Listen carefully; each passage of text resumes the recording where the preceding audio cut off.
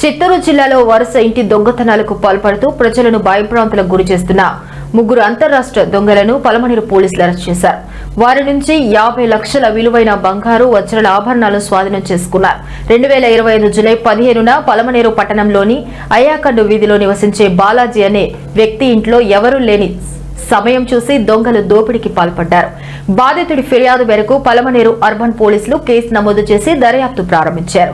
జిల్లా SP Shri Tushar డుడి IPS ఆదేశాల మేరకు పలమనేరు ఎస్డిపిఓ టేగల ప్రభాకర్ ఆధ్వర్యంలో ప్రత్యేక బృందాలు నాగమంగళం ఫ్లైఓవర్ వద్ద నిందితులను అదుపులోకి తీసుకున్నారు.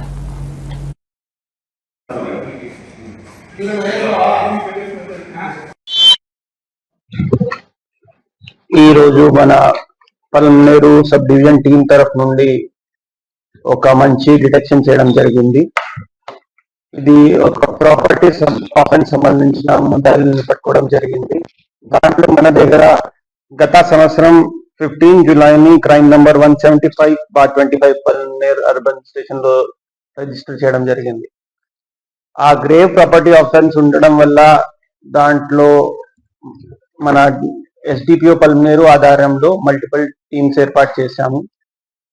మన ఒక టెక్నికల్ అనాలిసిస్ కూడా ప్లస్ లోకల్ క్రైమ్ టీమ్స్ ని కూడా తీసుకొని అప్పుడు నుండి టెక్నికల్ గా ఇవి అంతా క్లూస్ కోసం వెతుకుతున్నాము.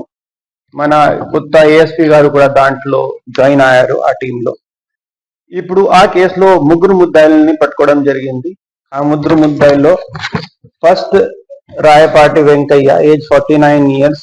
ఆయన నేషనల్ ప్రాపర్టీ అఫెండర్ ఒక రకంగా చెప్పవచ్చు. ఎందుకంటే తెలంగాణ, ఆంధ్ర, కర్ణాటక, తమిళనాడు అన్ని స్టేట్స్ లో అతని మీద కేసెస్ ఉన్నాయి. సిసిటిఎన్ఎస్ మేము ఆంధ్ర సిసిటిఎన్ఎస్ చూస్తే more than 100 cases against accused one ఉన్నాయి. ప్లస్ ఇక్కడ బెంగళూరు, కోలార్, కృష్ణగిరి ఇలాంటి అదర్